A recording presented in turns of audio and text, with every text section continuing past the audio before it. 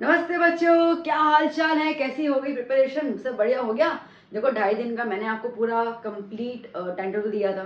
तो जिन बच्चों ने फॉलो किया होगा उनका तो खत्म हो ही चुका होगा, वो मुझे पता है। प्लस मैंने सेक्शंस दे दिए आपको सारे के सारे, तो वो सारे इंपॉर्टेंट क्वेश्चंस दे दिए मैंने आपको। अब यहाँ पर जैसे बच्चों का था कि पेपर प्रेजेंटेशन बताइए या टाइम मैनेजमेंट बताइए, तो वो एक्चुअली हमने ऑलरेडी डिस्कस कर लिया है। तो आई थॉट कि उसके साथ साथ मैं आपके साथ कुछ टिप्स भी शेयर करूँ, बिकॉज स्पेशली ये साइंस का एग्जाम है तो इसमें बहुत चीज़ें अलग होती है बाकी एग्जाम के कंपेरिजन में।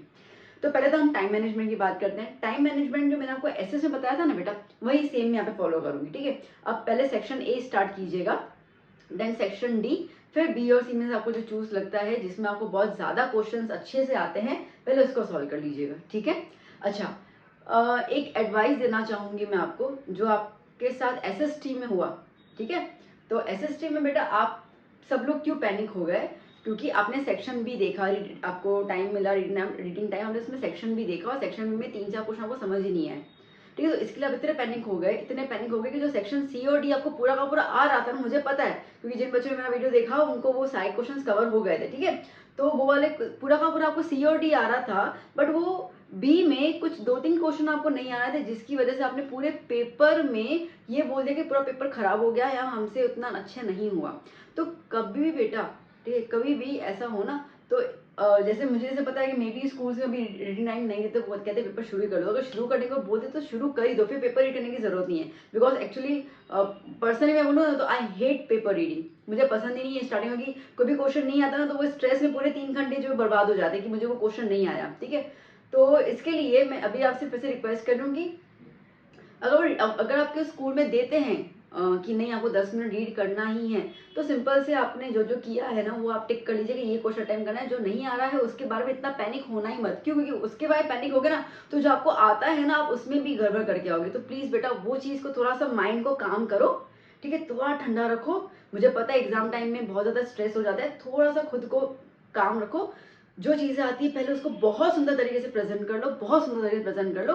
फिर जो नहीं आता ना उस क्वेश्चन को आप एक या दो बार जब रीड करोगे ना, आपको कहीं ना कहीं उसका लिंक जो है वो मिल जाएगा, ठीक है। इतनी स्टडी की तो लिंक तो मिल ही जाएगा, कोई बड़ी बात नहीं है। तो ये छोटा सा टिप मुझे शेयर करना था आपके साथ, जो मैंने एसएसटी के पेपर में दौरान मैंने बच्चों को थोड़ा सा देखा नर्वस होते हुए, उसके हिसाब से।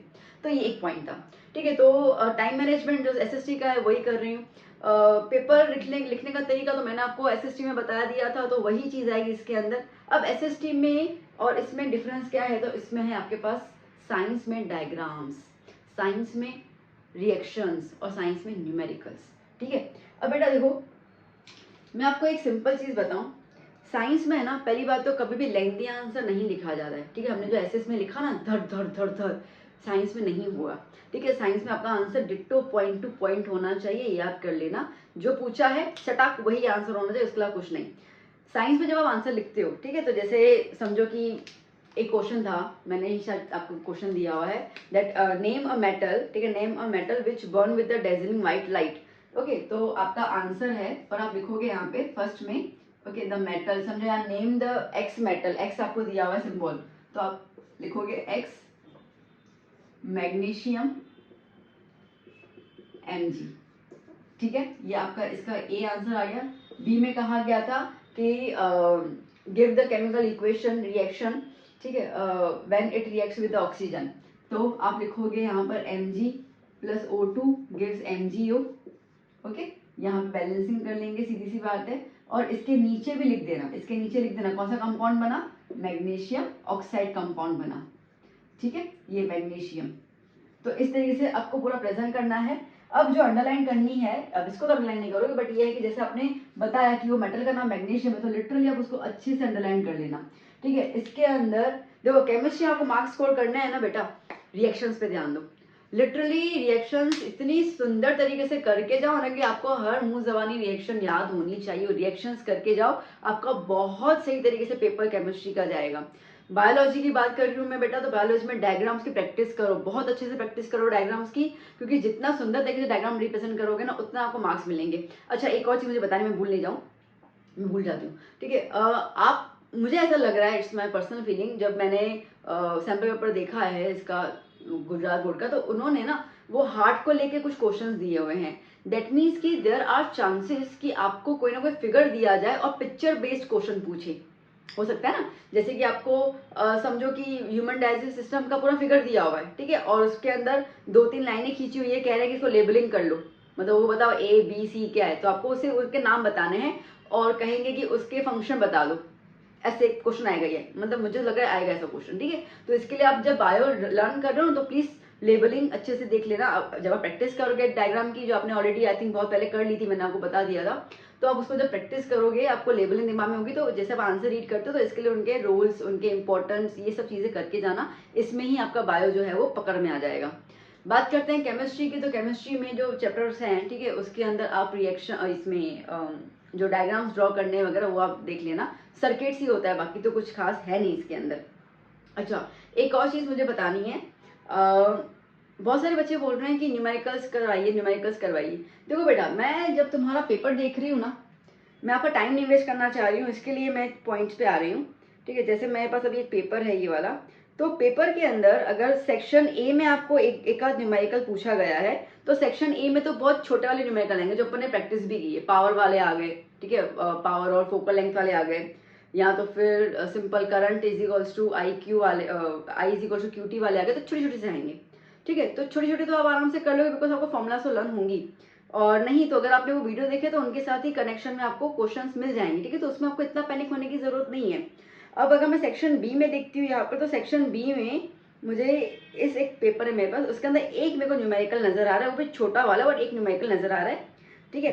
तो अगर मैं न्यूमेरिकल प्रैक्टिस ना करूँ तो मेरा ऑप्शन में निकल जाएगा, मतलब मेरा ऑप्शन में न्यूमेरिकल निकल सकता है। फिर मैं सी में देखूं तो सी में भी एक न्यूमेरिकल आ रहा है जो मेरा ऑप्शन में निकल जाएगा, डी में कोई न्यूमेरिकल नहीं आएगा, तो सी और बी में एक एक न्यूमेरिकल आ रहा है जो ऑप्शन में निकलने के चांसेस हैं। तो आप मुझे बताओ that why should I waste my time in solving the numericals if I have the chance to omit them, है ना। तो मैं उस पर टाइम बिगाड़ना पसंद नहीं करूंगी। इट्स बेटर मैं उस टाइम को यूज करूंगी to practise the diagrams with the labeling and to write the chemical formulas and the chemical reactions, okay, एक एक रिएक्शन में दो दो तीन तीन बार लिखूंगी ताकि उसमें मेरी गलती ना हो, क्योंकि देखो केमिस्ट्री तो आपको आने ही वाला है ना, उसका तो कोई ऑप्शन नहीं निकलेगा, ठीक है, केमिस्ट्री आपको आने ही वाला है, तो उसमें रिएक्शंस बिल्कुल मुंह जबानी लर्न होने चाहिए, तो जल्दी से तुम्हारा पेपर खत्म हो जाएगा, ठीक है। कोई भी टीचर आपका आंसर ना रीड करने के लिए नहीं बैठा है, ना इतना टाइम है उनके पास, और ना ही आप उनको आप में इतना इंटरेस्ट है, ठीक है, वो आपको जानते ही नहीं, तो why should they invest their time. तो सिंपल सी बात है, उनको चीजें रिफ्लेक्ट करवाओ, रिएक्शंस लिखो, ठीक है। केमिस्ट्री लिखोगे तो रिएक्शन तो आनी ही है, अपन ने डिस्कस भी की इतने सारे वीडियो में, तो रिएक्शन पे फोकस करो और डायग्राम पे फोकस करो, ये वाली चीज, ठीक है। तो अगर आप रात को बैठ के जग रहे हो और स्टडी कर रहे हो या रिवीजन कर रहे हो, तो मैं आपको बोलूंगी कि इन चीजों में रिवीजन करो, ठीक है, क्योंकि डायग्राम बहुत सुंदर होगा, तो अगर कोई बीच में लाइन गपची वपची मार दी ना, ठीक है, तो पता भी नहीं चलने वाला, सीधी सी बात है, ठीक है। तो गो विद द डायग्राम। अच्छा, अब मुझसे कुछ बच्चों ने बोला कि मैम डायग्राम प्रैक्टिस करवाइए, डायग्राम हमें इजीली नहीं समझ आ रहा है, कैसे ड्रॉ करें। देखो बेटा, अब मैं डायग्राम तो अभी प्रैक्टिस तक करवा नहीं पाऊंगी, बहुत सारे डायग्राम है, तो सीधी सी बात है, इतना समय अभी है नहीं।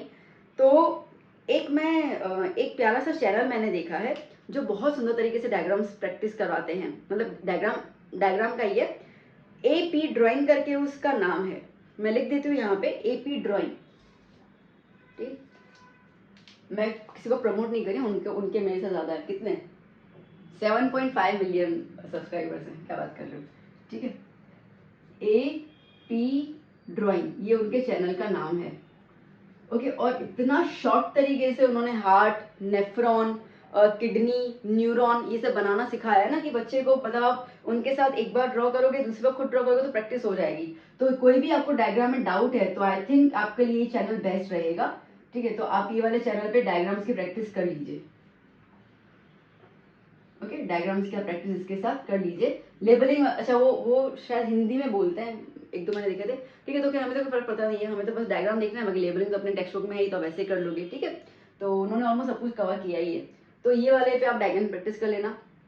बाकी उसके अलावा फिजिक्स में जो भी आपके पास क्वेश्चंस हैं उसको सॉल्व कीजिए, न्यूमेरिकल्स पे टाइम मत वेस्ट कीजिए, आराम से ऑप्शन में निकल जाएगा, कोई जरूरत नहीं है। केमिस्ट्री को फोकस कीजिए, डायग्राम फोकस कीजिए, अच्छे से आंसर्स लर्न कीजिए, ठीक है। रिवीजन कीजिए, जितना हो उतना रिवीजन कीजिए। देखो एसएसटी के पेपर में हुई ना गड़बड़, ठीक है, कुछ भी, अगर जिन लोगों को 80 और 80 लाने की इच्छा थी एसएसटी में, तो वो 75 74 पे अटक गए ना, ठीक है। तो जो उनका माइंडसेट था कि नहीं मुझे इतना लाना है, नहीं हुआ ना। तो देखो बेटा, हमेशा इसे याद करना, we are the teachers, okay, we can guide you the best way, okay. मैंने आपको अपना मतलब सब कुछ गाइडेंस दे दिया। जो पेपर सेटर है वो मेरा कोई सगे वाला तो है नहीं जो मुझे पता चले कि वो क्या बनाएंगे, ठीक है। किसी को पता नहीं चलता बेटा। We are just using our experience. अभी तक जो पास्ट पेपर्स होते हैं, ये होते हैं, वो हम सब एक्सपीरियंस यूज करते हैं और आपके साथ वो शेयर करते हैं। और ये कोशिश करते हैं कि मैक्सिमम, जैसे पेपर देखा था तो उसमें भी 65 से 70 तो मेरे वीडियोस में से आ ही गया था एसएसटी में, तो इसमें भी आएगा, ठीक है, इसमें भी आएगा। पर जिन लोगों को 80 और 80 लाने हैं, मैं ये बोलूँगी शायद 80 और 80 भी आ जाए इसके अंदर, पर फिर भी जिनको 80 और 80 लाने हैं ना, उनको चैप्टर्स लिटरली आप अपनी टेक्स्ट बुक खोलिए। अगर आपको सब कुछ हो चुका है, गो विद द रीडिंग। अगर आपका डायग्राम प्रैक्टिस हो चुका है, आपका ये सब हो चुका है, then go with the reading. Reading करो, हर एक लाइन को अच्छे से रीड करो, कुछ भी आ सकता है। और जिन लोगों का है कि 70 चाहिए 65 चाहिए, उन्होंने अगर मेरा वीडियो देखा है तो मोर देन इनफ हो गया, ठीक है। बाकी खुद भी तो किया होगा ना, मैंने तो वीडियो इतना फ्रीक्वेंटली नहीं डाला है। You have the gap between them, तो आपने खुद की भी लर्निंग तो की है, तो अच्छे से प्रिपरेशन कर लो, ठीक है। अगेन लास्ट शब्द मैं दोबारा बोल के जा रही हूँ, डायग्राम की प्रैक्टिस करो बहुत अच्छे तरीके से। और दूसरा, केमिकल रिएक्शन की प्रैक्टिस करो बहुत अच्छे तरीके से, ठीक है। फिजिक्स में थियरी पे जाओ, न्यूमेरिकल्स पे जाने की जरूरत नहीं। फॉर्मुला जरूर लर्न कर लो, फॉर्मुलास लर्न कर लो, बिकॉज कई कई काम में आ जाते हैं, ठीक है। फॉर्मुलास आराम से लर्न कर लेना। तो that is all about the session. तो आई होप कि मेरे वीडियोस वगैरह आपको सब ज़्यादा हेल्पफुल रहेंगे। सो अभी हम मिलते हैं नेक्स्ट वीडियो में, ठीक है। आप अच्छे से स्टडी कीजिए और मेरी दुआ है कि आप सब जो है वो बहुत प्यारे नंबरों से पास हो, ठीक है। बहुत ज़्यादा, जिस बच्चे ने जितनी मेहनत की है, जिस शिद्दत से पढ़ाई की है, खुदा उन पे रहम करे और अच्छे तरीके से आप जो है वो लाइक, ठीक है, फाइटर, आप मेरे बच्चे हो, ठीक है, फाइटर। तो बस फाइटर बन के करो। कटिंग वटिंग नहीं करनी है ज़्यादा, वो आपको ऑलरेडी पता है, ठीक है। तो ज़्यादा कटिंग वटिंग मत करना, मत, शांति से पेपर लिखो, बहुत अच्छे तरीके से पेपर जाएगा, ठीक है, कोई डरने की बात नहीं है। तो चलिए, all the best, take care, bye bye.